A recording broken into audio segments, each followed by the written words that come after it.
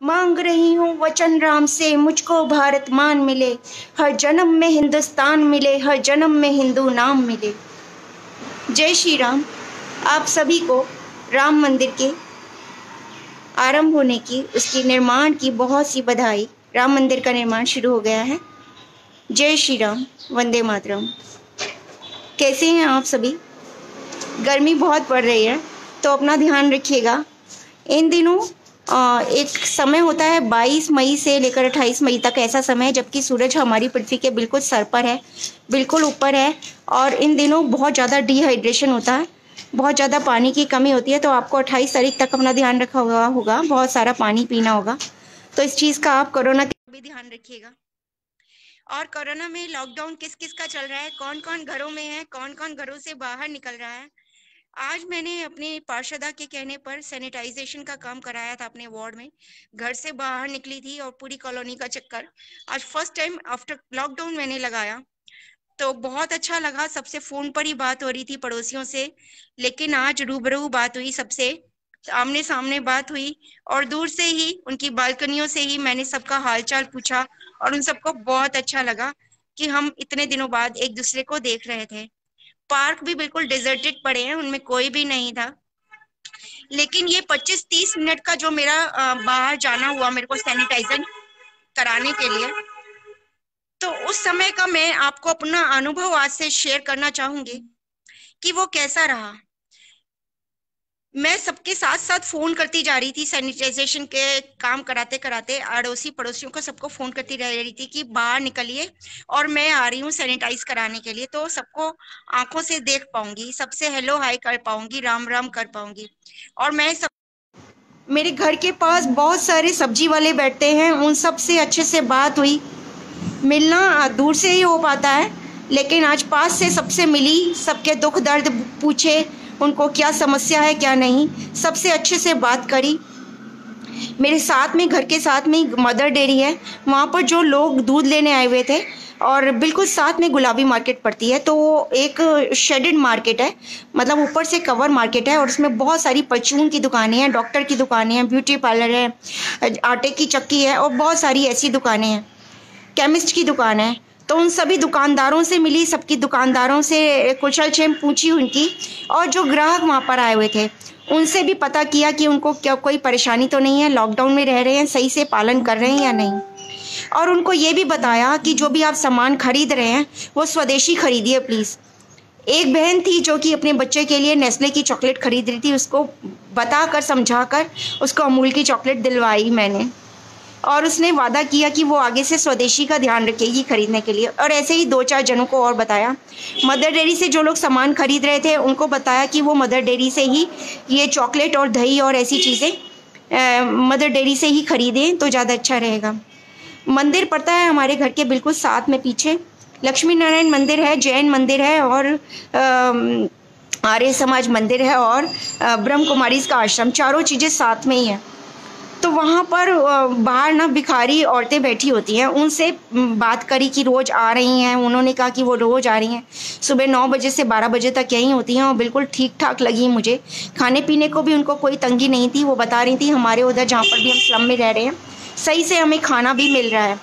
और उन्होंने कपड़े भी काफ़ी अच्छे पहन रखे थे, जैसे नॉर्मल पहनती हैं उससे ज़्यादा अच्छे कपड़े पहन रखे थे, और उससे ज़्यादा खुश लग रही थी वो। तो ये चीज़ भी मैंने नोटिस करी। पान की दुकान और चाय की दुकान पर भी 1-2 जने मुझे नज़र आए, लेकिन जितने भी लोग नज़र आए अधिकतर सब ने मास्क पहन रखे थे, सोशल डिस्टेंसिंग का पालन किया जा रहा था। तो ये सब मैंने देखा। और इसके अलावा बाहर जो कुत्ते थे इधर से उधर घूम रहे थे, गर्मी बहुत थी, 1-2 जनों को बोला कि उनको पानी दें और हो सके तो रोटी भी डालें। अपने सामने उनको पानी और रोटी दिलवाई। मेरे घर के आगे ही 2 गौ माता बैठी हुई थी, उनकी सेवा करी। तो ये सारा कार्य मैंने सिर्फ 25 से 30 मिनट के टाइम में कर लिया, और आंखों पर गोगल्स लगाकर गई थी, क्योंकि हमारी आंखों से भी कोरोना फैलता है। और कल जो मैंने एक बात पढ़ी उसमें ये लिखा था कि आप ये सोचिए, ये समझिए कि सामने वाले हर व्यक्ति में कोरोना है जब भी आप घर से बाहर निकलें, और उसी हिसाब से आप प्रिकॉशंस लीजिए। आप समझ रहे हैं ना? मतलब आप ये समझिए कि आपके आसपास जो भी चल रहा है उसका कोरोना है, तो सोशल डिस्टेंसिंग का पालन कीजिए, हाथ जोड़कर नमस्ते कीजिए ना, अब तो भारतवर्ष का हाथ जोड़ना जग में फेमस हो रहा है। पूरा विश्व जो है ना वो भारत की संस्कृति पर चल रहा है। मुझे बहुत अच्छा लग रहा है। लोग बाग अब गले नहीं मिल रहे हैं, लोग बाग अब हेलो हाय नहीं कर रहे हैं, लोग बाग अब नमस्ते कर रहे हैं। बाहर के देशों में भी, यहाँ तक कि डॉक्टर हर्षवर्धन जी ने जब WHO की मीटिंग अटेंड करी तो उन सब के सब जो मीटिंग में थे 35 जने, सब ने नमस्ते करी डॉक्टर हर्षवर्धन को। तो बहुत अच्छा लगा। भारतीय संस्कृति, हमारी भारतीयता, हमारे हिंदुत्व का प्रचार प्रसार होता है और दुनिया उसको जानती है, समझती है, इज्जत करती है, तो अच्छा तो लगता ही है ना। आप सबको पता है रशिया में तो एक पूरा वृंदावन बन चुका है, वृंदावन के ही नाम से। मतलब रशिया में हिंदू धर्म, कृष्ण जी की अटखेलियाँ और कृष्ण जी का नाम, कृष्ण जी के भजन इतने ज़्यादा फेमस हैं। रशियन लोग हिंदू संस्कृति और कृष्ण जी के इतने दीवाने हैं कि उन्होंने एक पूरा वृंदावन बना दिया है वहाँ पर। भारत की संस्कृति, भारत की सभ्यता अमेरिका में भी इतनी ज़्यादा फैल रही है कि वहाँ पर भी एक समझ लीजिए छोटा मोटा हिंदुस्तान बसता है। और वहाँ पर, वहाँ की संसद में जब भी कोई अच्छा काम होता है या कोई महामारी अभी जैसे आई है कोरोना, तो महामृत्युंजय जप का पाठ कराया गया वहाँ पर भी। तो इसमें कोई श्रद्धा है, कोई मानते हैं लोग बाग। इसीलिए तो मैंने तो ये भी देखा है कि बहुत बड़े बड़े जो प्लेयर्स हैं, जो नेशनल इंटरनेशनल लेवल के प्लेयर्स हैं, उनमें भी आप बताइए किस किस ने हिंदू धर्म अपनाया है। और हॉलीवुड ही नहीं, बड़ी सारी अभिनेत्रियों ने भी, मतलब हिंदुस्तान से बाहर की जो बड़ी बड़ी अभिनेत्री हैं उन्होंने भी हिंदू धर्म अपनाया है। तो हिंदू धर्म की सभ्यता, संस्कृति और इसकी मान्यताएं हमारी ज़मीन से उठकर पूरे संसार में पूजी जा रही हैं, पूजनीय हैं। तो ये आप सबके लिए अच्छी खबर है ना, इसलिए मैंने सोचा आपको बता दूं। मुझे अच्छा लगता है, आप मेरा परिवार हैं, आपसे ये बातें नहीं करूँगी तो किससे करूँगी ना। तो बहुत अच्छा लग रहा है। गर्मी बहुत हो गई है और मैं यहाँ पर बाहर बैठी हूँ और अगर मैं पंखा चलाती हूँ तो आप लोगों को मेरी आवाज़ नहीं आती, इसीलिए मैं पंखा भी बंद कर देती हूँ और कूलर तो चला ही नहीं सकती क्योंकि बहुत तेज़ आवाज़ आएगी। तो इसलिए मैं आप सबसे बातें करने के लिए गर्मी में बैठती हूँ। और 4 बजे का टाइम मैंने इसीलिए पोस्टपोन कर दिया क्योंकि 4 बजे तो बहुत गर्मी होती है, यहाँ धूप होती है ज़्यादा। अभी 5 साढ़े 5 बजे तक बहुत गहरी धूप होती है। अभी 6 बजे धूप खत्म हुई है, उसके बाद अगर मैं 7 बजे आपसे लाइव करने की सोचूं तो अंधेरा ही हो जाएगा। तो देखिए, अगर मेरे को अपने परिवार से मिलना है, आप लोगों से मिलना है, तो मुझे इतना कष्ट तो झेलना ही होगा ना, तो मैं झेल लेती हूँ। सीमा खुरवाल जी, आप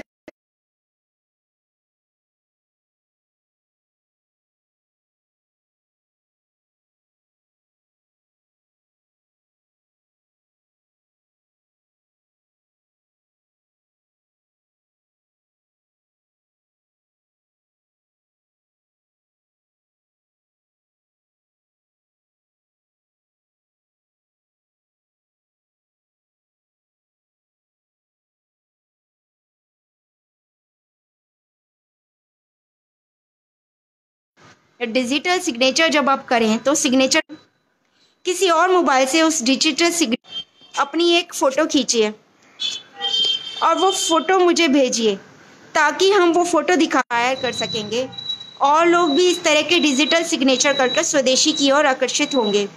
क्योंकि हमारे देश में बना देशी सामान ही छोटे मोटे मजदूरों के हाथों, कामगारों के हाथों, महिलाओं के हाथों जो बना हुआ सामान है, वही हमारे देश की गिरती हुई अर्थव्यवस्था को थोड़ा बहुत ऊंचा उठा सकता है, सहारा लगा सकता है।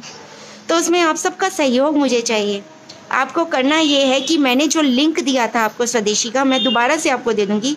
उसमें आपको डिजिटल हस्ताक्षर करने हैं और हस्ताक्षर करने के बाद जो आपको बनता है वो जो आपको मोबाइल में आता है, उसकी दूसरे मोबाइल से फ़ोटो खींचकर आपको मुझे सेंड करनी है। तो आप करिएगा, प्लीज़ ऐसा ज़रूर कीजिएगा और कोशिश कीजिए कि आसपास लोकल सामान बना हुआ ही खरीदें। बड़ी बड़ी दुकानों का सामान बना हुआ बिल्कुल ना खरीदें। और कोरोना एक ऐसी बीमारी है जो ज़रूरत से ज़्यादा फैलती जा रही है। चीन का भेजा हुआ वायरस है, चीन की गंदगी है जो हमें झेलनी पड़ रही है। और इसका इलाज सिर्फ़ और सिर्फ हमारे अंदर है, इसकी कोई दवा नहीं आई। जी हाँ, इसका इलाज आपके अंदर है। आपकी इम्यूनिटी ही इसको शांत कर सकती है। इस वायरस को मारने का सिर्फ एक ही इलाज है, आपकी इम्यूनिटी। तो अपनी इम्यूनिटी को बचा कर रखिए, इसे बढ़ाते रहिए। अब आप पूछेंगे इसको कैसे बढ़ाया जाए वर्षा जी, इम्यूनिटी कैसे बढ़ाएं हम? तो आप अच्छा खाइए, अच्छा खाइए मतलब आप मैदा बिल्कुल नहीं खाइए, आप सिंपल दाल चावल रोटी खाइए। सफ़ेद चीनी, सफ़ेद मैदा, सफ़ेद चावल से थोड़ा सा परहेज कीजिए। ब्राउन राइस, ब्राउन शुगर यानी कि गुड़ खाइए, ज़्यादा गुड़ खाइए, इम्यूनिटी बढ़ेगी, आपका हीमोग्लोबिन बढ़ेगा, खून बढ़ेगा आपका। और दालें खाइए, चावल खाइए, राजमा खाइए, और अनपॉलिश्ड राइस खाइए, अनपॉलिश्ड दालें खाइए, और जो पास की चक्की है ना उसका पिसा हुआ आटा खाइए। एक तो आपको देसी एहसास कराएंगी, क्योंकि जो आप थैलियाँ खरीद कर लाते हैं ना आटे की, वो बेशक से आपको लगता होगा बहुत साफ़ है, ब्रांडेड है, लेकिन उनमें भी हलाल मार्का होता है, तो वो ध्यान रखिएगा।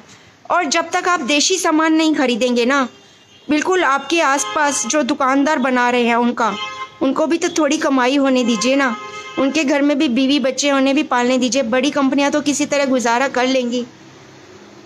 सुरेश कुमार पांडे जी लिख रहे हैं आज आपकी आवाज़ साफ़ है। आज मैंने पंखा नहीं चलाया सुरेश जी, मैं गर्मी में बैठी हूँ आपसे बात करने के लिए, इसलिए आवाज़ क्लियर आ रही है। अब मैं आपसे जब भी बात करूँगी तो पंखा नहीं चलाऊँगी, लेकिन मैं 6:30 बजे के करीब ही लाइव डालूँगी, क्योंकि उससे पहले बहुत गर्मी होती है, बहुत ज़्यादा गर्मी होती है। अनिल पांडे जी जय श्री राम जी, कैसे हैं? राधा रमन पांडे जी जय श्री राम जी। प्रभु दयाल जी कैसे हैं आप?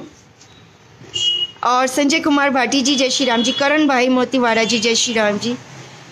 तो अपनी इम्यूनिटी को बढ़ा कर रखिए। और हमारी रसोई में जो बहुत सारी हर्ब्स होती है ना, जैसे कि लौंग है, इलायची है, काली मिर्च है, सौंठ है, अजवाइन है, इन सबको यूज़ कीजिए अपने खाने में।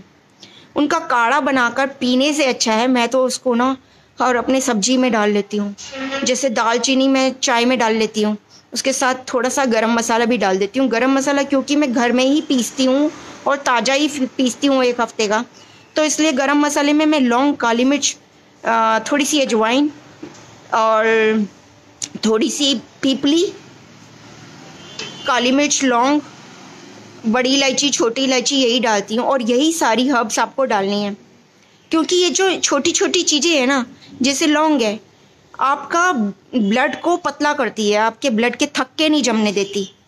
और ये सारी चीज़ें एंटीबायोटिक होती है। काली मिर्च एंटीबायोटिक है, लौंग एंटीबायोटिक है, हल्दी एंटीबायोटिक है। तो आप इन चीज़ों का यूज़ कीजिए ज़्यादा से ज़्यादा। जो जिनको मसल्स की प्रॉब्लम होती है, जिसके मसल्स में थोड़ी सी प्रॉब्लम आती है कि मसल्स स्ट्रॉन्ग नहीं होती हैं, वीक होती हैं, तो वो अपने खाने में अदरक या सौंठ का इस्तेमाल ज़रूर कीजिए इन दिनों, क्योंकि आपको इम्यूनिटी बढ़ानी है। कोरोना से लड़ना है ना, कोरोना से लड़ना है तो अपनी इम्यूनिटी तो बढ़ानी ही पड़ेगी। और काली मिर्च है जैसे, तो काली मिर्च तो स्पाइसेस की रानी कही जाती है। कहते हैं कि काली मिर्च तो सारे मसालों की रानी है। क्यों रानी है? क्योंकि इसकी बहुत सारी ऐसी प्रॉपर्टीज़ हैं जो कि इसको रानी बनाती हैं। ये एंटी बैक्टीरियल है, एंटी फंगस है, इसको खाने से गला साफ़ होता है हमारा, हमारी स्किन अच्छी होती है, हमारे बाल अच्छे होते हैं, हमारी इम्यूनिटी बढ़ती है। तो इतने सारे फ़ायदे हैं। आपको अगर हाई ब्लड प्रेशर है या फिर आपकी मसल्स में प्रॉब्लम है तो आप लौंग का सेवन कीजिए। ये छोटी सी चीज़ें हैं जो हमारी किचन में होती हैं, हमें पता भी नहीं होता है।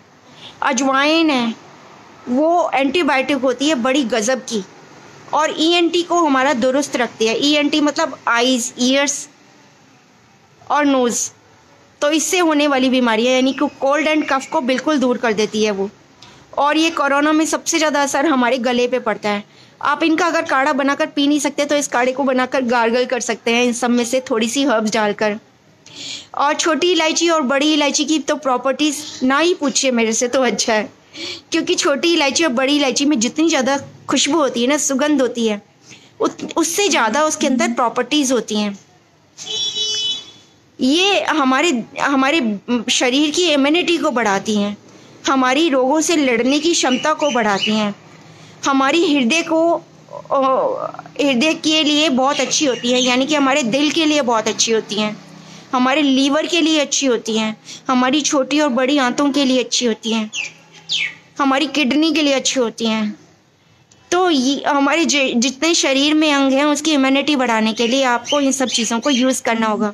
और घर में ही एक एक दो दो छोटी छोटी चीज़ें लेकर इनको कूट पीस लीजिए। बड़ी आसानी से कूट जाती हैं, वो छोटी वाली कूटने की ममदस्ती होती है, उसी में कूट जाती है। नहीं तो मिक्सी तो सबके घर में होती है, उसमें डालिए और थोड़ा सा ही पाउडर बनाइए, इतना कि 1 हफ्ते चल जाए। 1 हफ्ते बाद फिर से ताज़ा बना लीजिए।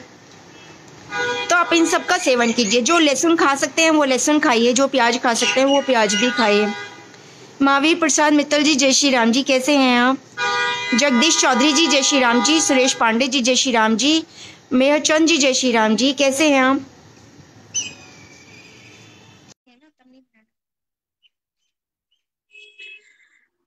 अनिल पांडे जी जय श्री राम जी। राधा रमन पांडे जी जय श्री राम जी, कैसे हैं आप? तो आपको इन सब चीजों का तो ध्यान रखना ही पड़ेगा, तभी आप कोरोना से जीत पाएंगे। और ये जून का महीना कुछ ज्यादा ही खतरनाक रहने वाला है हम सबके लिए। जून के महीने में बहुत ज्यादा बढ़ेगा ये कोरोना, क्योंकि हमारी सरकार ने इसीलिए लॉकडाउन खोला है, ताकि ताकि ये जो कोरोना है बारिशों में और सर्दियों में उससे पहले ही खत्म हो जाए। और हमें इम्यूनिटी बढ़ाने के लिए इसीलिए कहा गया है कि हम ये कोरोना के टाइम में इम्यूनिटी के बल पर हम जीत पाए।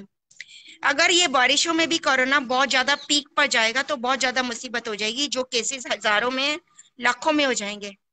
तो बारिशों से पहले इसे खत्म करने के लिए लॉकडाउन को खोलने का एक गवर्नमेंट का तरीका है इस पर विजय पाने का। लेकिन हो सकता घरों में आप 14 दिन का वनवास कर लेंगे ना, तो अगर किसी को होगा भी तो कोरोना के लक्षण वो खत्म हो जाएंगे। तो हमारे प्रभु राम ने तो 14 साल का वनवास किया था, आपको तो सिर्फ 14 दिन का करना है। आपके परिवार को आपकी बहुत ज़रूरत है, बहुत ज़्यादा। अवनीश सिंह जी जय श्री राम जी। बबलू ठाकुर जी जय श्री राम जी। अनिल पांडे जी जय श्री राम जी, कैसे हैं आप सब? बहुत ही अच्छा लगता है आप सबको मिलकर, आप सबसे अपने मन की बात करके, लॉकडाउन परिवार बनाकर। मुझे तो लगता है कि मैंने कोरोना से एक जंग तो जीत ही ली। और एक बात बताऊं आपको, हमारे भारत का संविधान ना दुनिया में सबसे बड़ा संविधान है और चीन का संविधान सबसे छोटा है, लेकिन फिर भी भारत के संविधान में कोई फंसता नहीं और चीन के संविधान से कोई बचता नहीं। तो कितना भी धूर्त हो चीन, हमें इससे ये छोटी छोटी चीज़ें सीखनी पड़ेंगी। जापान में देखिए कितने भयंकर भूकंप आए थे, पूरी इकोनॉमी हिल गई थी हिरोशिमा और नागासाकी पर जब बम से हमले हुए थे। याद है आपको? कितना भयंकर तबाही मचाई थी। और उसके बाद जापान ने कितनी तरक्की करी है, क्योंकि वो सब राष्ट्र प्रेमी हैं, देश प्रेमी हैं। हमारे देश में ना सब बड़े बड़े वादे तो करते हैं, नारे तो लगाते हैं, कस्में तो खाते हैं देश प्रेम की, लेकिन देश प्रेम कोई करता नहीं है। पता है, जापान में एक तरह के संतरे उगते हैं छोटे छोटे, वो कड़वे होते हैं। तो एक बार अमेरिका ने कहा जापान से कि मैं आपको संतरे सप्लाई करूंगा, आप वो संतरे खाकर देखिएगा, बहुत मीठे होंगे और मैं आपसे वाजिब दाम लूंगा। जापान ने बहुत मना किया कि नहीं, हमारे देश के लोग नहीं खाएंगे, लेकिन अमेरिका ने कहा नहीं, एक बार ट्राई करने में क्या हर्ज है। अमेरिका ने संतरे भेजे जापान में, एज अ गिफ्ट भेजे। लेकिन आपको